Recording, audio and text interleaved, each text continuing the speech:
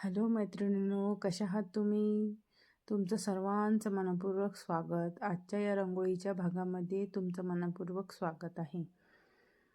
तर आज मी घेऊन आली आहे तुमच्यासाठी सुंदर सोपी अशी 5x3 डॉट्सची रांगोळी डिझाईन. तर तुम्ही बघू शकता, मी पहिले 5x3 डॉट्स घेतलेले आहे. त्याच्यानंतर असं त्याला 3 डॉटवर लाईन घेऊन असं जॉईन केलेले आहे गोलाकारामध्ये. त्याच्यानंतर मधामध्ये जे डॉट्स उरलेले आहे त्याला असं आपण फुलाच्या याच्यामध्ये रूपामध्ये तयार करून घेतलेलं आहे. आणि जी कॉर्नरला अशा 3 गोलाकारामध्ये असे जॉईन केलेलं आहे.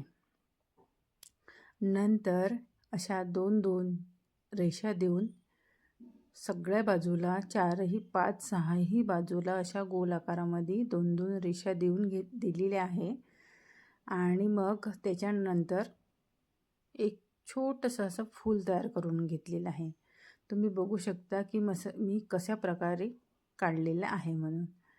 त्याचप्रमाणे तुम्हीसुद्धा काढा, म्हणजे तुमचीसुद्धा रांगोळी अशी परफेक्ट आणि व्यवस्थित दिसतील. जेव्हा तुम्ही ही रांगोळी तुमच्या अंगणामध्ये काढाल तर तुम्हाला विचारतील की किती सुंदर रांगोळी आहे, कशी काढली, किती ते किती आहे, किती इंटू किती डॉट्स रांगोळी आहे म्हणून.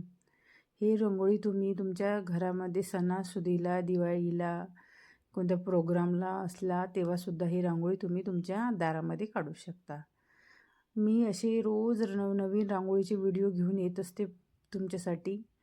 तर असेच नवनवीन रांगोळीचे व्हिडिओ तुम्हाला बघायचे असतील, नवनवीन रांगोळी रोज तुमच्या दारामध्ये काढायच्या असतील तर माझ्या चॅनलला आता सबस्क्राईब करा, फॉलो करा, कमेंट करा, शेअर करा, लाईक करा आणि कमेंट करायला विसरू नका.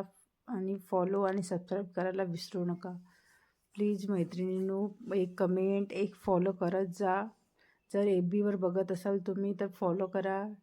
यूट्यूबवर बघत असाल तर सबस्क्राईब करा चॅनलला. जर माझी रांगोळी तुम्हाला आवडत असेल तर प्लीज एक लाईकसुद्धा करत जा. तर बघू शकता तुम्ही आता ही रांगोळी कशी आलेली आहे म्हणून. मग त्याच्यानंतर हे सगळं काढणं झाल्यानंतर एक जे मधात आपण फूल काढलेलं आहे मधामध्ये पाकळ्या देऊन, त्या फुलामध्ये व्यवस्थित असा रेड कलर भरवून घ्यायचा आहे. आणि जे बाकीचे उरलेले आहेत मधामध्ये एक येलो कलरचं डॉट देऊन घ्यायचं आहे.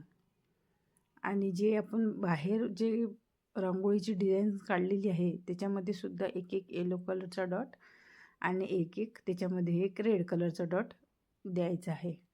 तर ह्या रांगोळीचं तुम्ही फायनल लुक बघा की किती सुंदर रांगोळी आलेली आहे म्हणून आपलीवाली.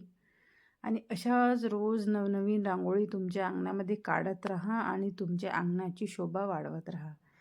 Thank you for watching. Thank you so much.